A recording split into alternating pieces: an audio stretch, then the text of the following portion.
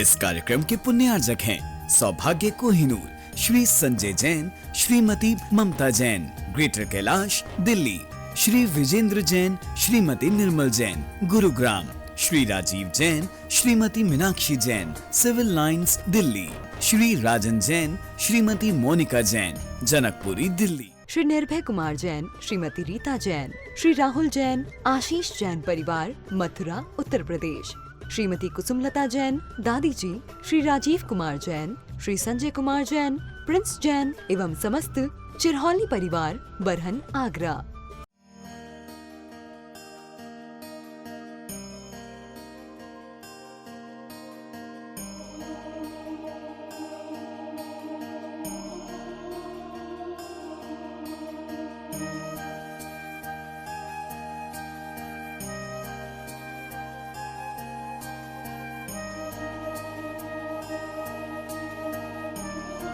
बंधुओं, एक बार गुरु के पास एक व्यक्ति आया, उनका शिष्य ही था। वो पूछने लगा कि गुरुदेव मेरे को ये बताइए कि वैराग्य कैसे हो।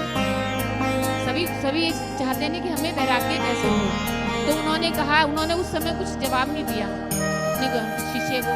उन्होंने कहा अच्छा ऐसा है, कल आना। तो वो कल आया शिष्य, तो दोनों गुरु शिष्य नदी किनारे टहलने के लिए गए। तो जब नदी किनारे के लिए टहलने गए तो वहाँ पे क्या हुआ कि वो नहाने के लिए नदी में उतरे दोनों शिष्य और गुरु। तो जैसे ही गुरु उतरे उसके बाद शिष्य भी नदी में उतरा। तो उन्होंने क्या किया कि शिष्य का जैसे ही वो उतरा, शिष्य का सिर पकड़ के मतलब बिल्कुल पानी के अंदर डुबो दिया। और अब उसका मुँह एकदम से उसके मतलब जब उसने पानी में मुँह डुबाया तो वो बहुत एकदम से घबराने लगा। तो उन्होंने ऐसे 2-3 बार किया उसको, मतलब पानी में से मुँह निकालने नहीं दिया। अब वो बड़ा घबराया, एकदम से छटपटा गया। तो फिर 2-3 बार करके उन्होंने उसको छोड़ दिया।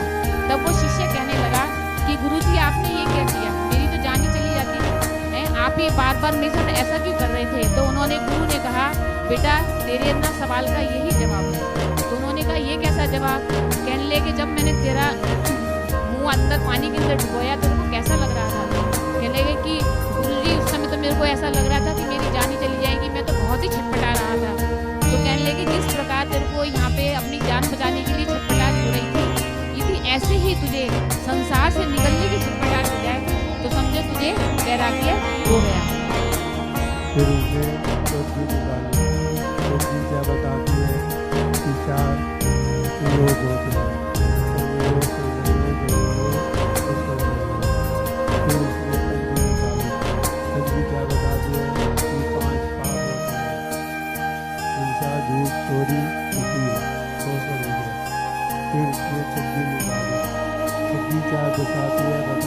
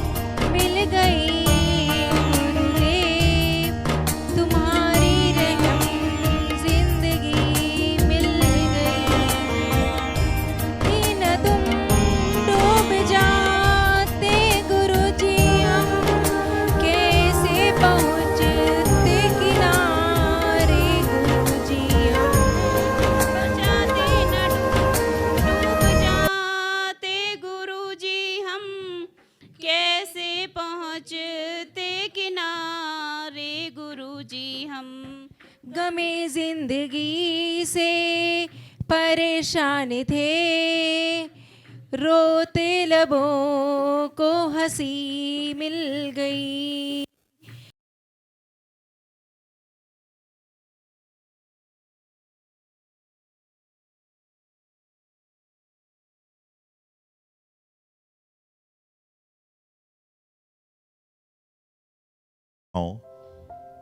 अनुमन आज प्रत्येक व्यक्ति के पास कार है। किसी के पास मारुति 800 होगी, अब पता नहीं होती है कि नहीं, मालूम नहीं होती है भी। किसी के पास मारुति 800 है, वैगनार है, इको है, जैगवार है, BMW है, मर्सिडीज है, ना जाने कौन कौन सी होंगी, मैं जानता नहीं। बहुत सारे लोगों के पास कार है और बहुत सारे ऐसे लोग हैं जिनके पास कार नहीं है। 140 करोड़ की आबादी में बहुत सारे लोग होंगे जिनके पास कार नहीं है, लेकिन 140 करोड़ लोगों में मैं समझता हूं कि ऐसा एक भी व्यक्ति नहीं होगा जिसके पास संस्कार ना हो। कार होवे ना होवे, लेकिन संस्कार होना जरूरी है, क्योंकि कार से आप घर से ऑफिस तक पहुंचोगे, लेकिन संस्कार से आप घर से मोक्ष मार्ग के रास्ते तक पहुंच जाओगे, आप यहां से गंतव्य की ओर पहुंच जाओगे। जीवन में संस्कार का होना आवश्यक है। मानव का जीवन संस्कार के बिना शून्य है। मानव का जीवन बिना संस्कारित होकर चल नहीं सकता। संस्कार से मतलब ये नहीं कि इंसान धर्मात्मा बन जाए। संस्कार से मतलब ये है कि इंसान किसी भी सामने वाले व्यक्ति के जीवन में दुख को ना पहुंचाए, वही व्यक्ति वर्तमान में संस्कारी है। संस्कारी व्यक्ति वह नहीं है जिसके कारण लोग दुखी होते हैं, बल्कि संस्कारी व्यक्ति वह है जिसके कारण लोग अब दूसरों के दुख को दूर कर देते हैं। संस्कारी व्यक्ति वह होते हैं जिसके कारण दूसरों के दुख दूर हो जाया करते हैं। आज वर्तमान में हम सभी चाहते हैं कि हम किसी मेहमान के यहां पर जाएं तो हमारा स्वागत किससे करें। जैसे आप कभी बारात में गए हो, जाते बारात समझते हो, बारात में गए होंगे आप, तो जब बारात में जाते तो क्या स्वागत होता है? अरे स्वागत कैसे होता है बारातियों का? मैं जब घर में था तो एक विज्ञापन आता था, उसमें कहते थे कि बारातियों का स्वागत पान पराग से हो। ऐसा मैंने बचपन में देखा था, आप लोगों ने देखा कि नहीं मालूम नहीं। ऐसा होता था कि बारातियों का साथ किससे हो। ये बहुत पुरानी बात है, मतलब 30-32 साल पुरानी बात हो। उतने साल तो मेरा जन्म ही नहीं हुआ था, 42 साल, मतलब मैं अपनी बात बता रहा हूँ कि 30-32 चल तो 50 साल से रहा होगा। तो मैं आपको बता रहा था जीवन में संस्कार का बड़ा महत्व है। अब हर व्यक्ति चाहता है कि मैं दुखी ना रहूं, तो दुखी नहीं रहना है तो सबसे पहले आपको काम करना पड़ेगा कि दूसरे व्यक्ति को दुखी मत करो। क्योंकि यदि आपके आसपास का वातावरण गलत होगा तो सही इंसान भी गलत हो जाएगा, और यदि आपके आसपास का वातावरण सही है तो गलत इंसान भी कभी ना कभी सही हो जाएगा। तो महत्वपूर्ण बात यह है कि आपके जीवन में संस्कार कैसे, और आपका व्यवहार आपके संस्कार को दर्शाता है। आपकी क्रिया आपके संस्कार को दर्शाती है। आपका कार्य आपके संस्कार को दर्शाता है। आप यदि मंदिर गए और वहां पर आपने देखा कि एक ट्यूब जल नहीं रही है, मंदिर गए वहां पर आपने देखा कि एक ट्यूब जल नहीं रही है, संस्कारी व्यक्ति क्या करेगा? अपने ड्राइवर से कहेगा एक ट्यूब लेकर आओ, जब तक मैं दर्शन करके आ रहा हूं, आ रही हूं, और उसके बाद में क्या करेगा? ट्यूबलाइट को बदलवा देगा। और जिसके अंदर संस्कार नहीं है और प्रधान को, मंत्री को, संयोजक को फोन लगाएगा कि भाई क्या व्यवस्था है, मंदिर में लाइट ही नहीं है। अरे मंदिर की व्यवस्था क्या प्रधानमंत्री देखेंगे? मंदिर की व्यवस्था तो प्रत्येक जीव को देखने का अधिकार है। आज मंदिरों में, कई तीर्थों पर एक रजिस्टर होता है जिसमें लिखा रहता है शिकायत एवं सुझाव, लेकिन मेरा मानना है कि उसके साथ साथ में एक रजिस्टर और रखना चाहिए जिसमें लिखना चाहिए कि मेरे द्वारा ये गलती इस तीर्थ पर करी गई है, अगले बार मैं आऊंगा तो मैं ये गलती तीर्थ पर, मंदिर में नहीं करूंगा। अपनी गलती भी लिख कर जाओ तो कम से कम दूसरे वह गलती करने से बच जाएंगे। आज मंदिर में अशुद्धि फैलाने वाला कौन? वातावरण को दूषित करने वाला कौन? तो इन सब को करने वाले हम और आप ही तो हैं। व्यवहार अच्छा हो, संस्कारी जीवन हो। तो मैं बता रहा था कि प्रत्येक व्यक्ति के पास कोई ना कोई कार है, छोटी है, बड़ी है, मोटी है, लंबी है, जीप है, कार है, कुछ भी है। लेकिन संपूर्ण भारत देश के लोगों के पास कार नहीं है। लेकिन इतनी बात जरूर कहता हूं कि संपूर्ण भारत देश के लोगों के पास संस्कार जरूर हैं। अब संस्कार भी दो तरह से होते हैं, एक सुसंस्कार होता है और एक कुसंस्कार होता है। चोर के घर में रहने वाला आदमी चोरी के संस्कार सीखता है, ये कुसंस्कार है, और पंडित के घर में रहने वाला आदमी पंडिताई के संस्कार सीखता है, ये सुसंस्कार है। आपके घर में जो बालक बालिका होते हैं वह आपको देखकर आपके जैसा आचरण करना चाहते हैं। आपका यदि संस्कार, घर का वातावरण अच्छा है तो निश्चित मानिए कि बालक बालिका के ऊपर संस्कार अच्छे आएंगे और अपना जीवन जिएंगे। आप सभी ने महाभारत का कथानक सुना है। अभिमन्यु चक्र को भेदने की विधि सीख गया था, लेकिन चक्र से लौटने की विधि नहीं सीखी। ये अपन ने कथानक सुना है, सही गलत तो कथानक पड़ी हुई है। क्यों नहीं सीख पाया था? क्योंकि उनकी मां की नींद लग गई थी। तो सोचिए कि गर्भ अवस्था से ही बालक पर, बालिका पर संस्कार प्रारंभ हो जाया करते हैं। पहले के जमाने में बच्चे का जन्म होता था तो लोग कहते थे मामा पर गया है, ये बुआ पर गया है, ये पिता पर गया है, ये दादा पर गया है। और आज के जमाने में जब बालक बालिका के जन्म होते हैं तो माता पिता क्या कहते हैं? बताइए मुझे, किस पर गया है? किस पर गया है? पहले के जमाने में जन्म के बाद में कहा जाया करता था कि ये बालक दादा पर है, दादी पर है, मामा पर है, मामी पर है, मौसी पर है, बुआ पर, तमाम पर है। लेकिन आज के जमाने में बालक का जन्म होने के बाद, बालिका के जन्म होने के बाद में कहते हैं ये बच्चे तो MTV पर जा रहा है, ये तो GTV पर जा रहा है। क्या हो रहा है? क्योंकि संस्कार वैसे ही तो आ रहे हैं। पहले जब गर्भावस्था में बालक बालिका होते थे तो घर के बड़े बुजुर्ग कहते थे कि किताब पढ़ना, जीवन में आने वाला बालक बालिका संस्कारित होगा। लेकिन आज किताब पढ़ने का टाइम नहीं है। जिसके पास किताब पढ़ने का टाइम नहीं है उसके जीवन की किताब भी परमात्मा कभी नहीं पढ़ेंगे। यदि आपके जीवन की किताब को परमात्मा को पढ़वाना है तो आपको भी परमात्मा की किताब को पढ़ना पड़ेगा। और जो व्यक्ति परमात्मा की किताब को पढ़ता है, परमात्मा उसके जीवन की किताब को जरूर पढ़ते हैं और पढ़ने के बाद में उसके जीवन का जो है मापदंड निकालते हैं।